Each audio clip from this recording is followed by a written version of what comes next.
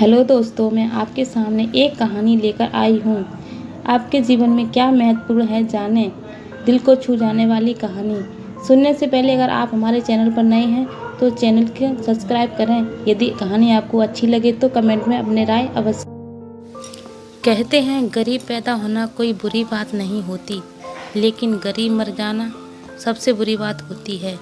इसी विचार से प्रेरित अमित बचपन से ही पढ़ाई में और उन सभी चीज़ों में जी जान से मेहनत करता आया था जिनकी वजह से वो ज़्यादा पैसा कमा पाए।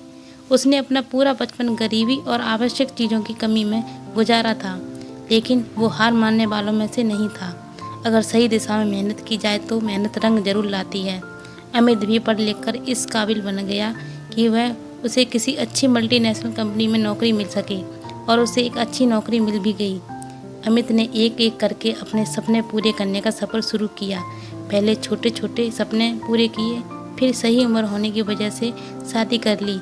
अगले ही साल एक सुंदर बच्चे का बाप। इस विचार से प्रेरित अमित बचपन से, लेकिन इन सब में उसके सपने पूरे करने का सफ़र रुक गया। उसे इस बात का कोई मलाल नहीं था, लेकिन बचपन से लेकर जवानी तक उसका एक बहुत बड़ा सपना एक अच्छी बड़ी कार लेने का था। वह हमेशा उसे दिमाग में चलता रहता था। बचपन से लेकर आज तक जब भी वह किसी अच्छे काम को रास्ते से गुजरते हुए देखता तो पल भर के लिए वहीं पर रुककर उसे ताकता रहता। जैसे जैसे दिन बीते जा रहे थे, उसका यह सपना उसे सोने नहीं दे रहा था। उसने इस सपने को पूरा करने की ठानी और थोड़े थोड़े पैसा जमा करना शुरू किए। कुछ वर्षों में उसने इतने पैसे जमा कर लिए कि वह अपने सपनों की कार ले सके, और एक दिन वह सारे पैसे समेट कर उस कार को अपने घर पर ले आया।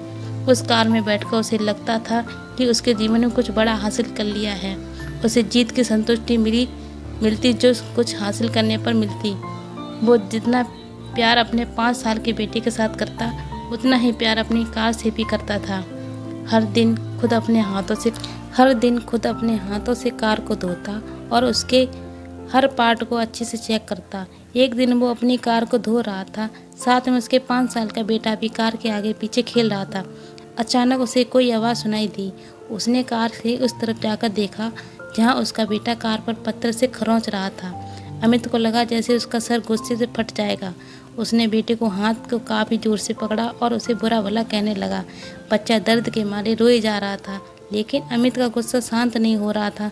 2-3 मिनट बाद जब उसने अपने बच्चे का हाथ छोड़ा तो उसे समझ में आया कि ज़्यादा जोर लगाने की वजह से बच्चे की हाथ की उंगली टूट गई है। जैसे ही अपनी गलती का एहसास हुआ, वह अपने बच्चे को लेकर अस्पताल गया। बच्चे की उंगली टूट जाने की वजह से प्लास्टर बांध दिया।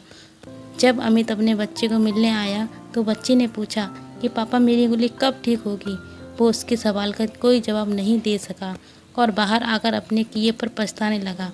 उसे एक बार फिर से उतना ही गुस्सा आया जितना अपने बच्चे पर आया था, लेकिन इस बार का गुस्सा अपने आप पर और उस कार पर था। इसकी वजह से उसने अपने मासूम बच्चे को हानि पहुंचाई थी। वो गुस्सों को शांत करने के लिए पार्किंग में पहुंचा जहां पर अपनी कार लगाई थी।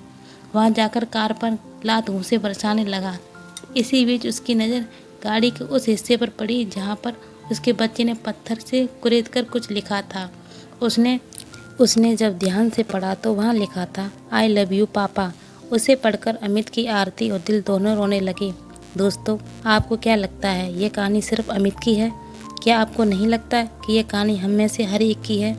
हम भी तो जीवन भर यही करते आए हैं। हम जीवन भर उन चीज़ों के पीछे भागते हैं जिनकी हमें चाहत है, चाहे वे हमारे लिए इतने महत्वपूर्ण ना हों। और ऐसी चीज़ों के लिए हम अपने जीवन की उन महत्वपूर्ण चीज़ों को नज़रअंदाज कर देते हैं या खो देते हैं जो हमें आशीर्वाद के रूप में मिली होती हैं, और कितना भी पैसा खर्चा करने पर भी वापस नहीं मिलती। मैं उम्मीद करती हूँ कि इस कहानी को पढ़कर आप थोड़ी देर रुककर सोचेंगे कि आप जिस वस्तु को पाने के लिए दौड़ लगा रहे हैं, क्या वो आपके जीवन में सर्वोपरि है, या आपके जीवन में उससे भी ज़्यादा महत्वपूर्ण कुछ है जिसे आप इग्नोर करते आए हैं। धन्यवाद दोस्तों।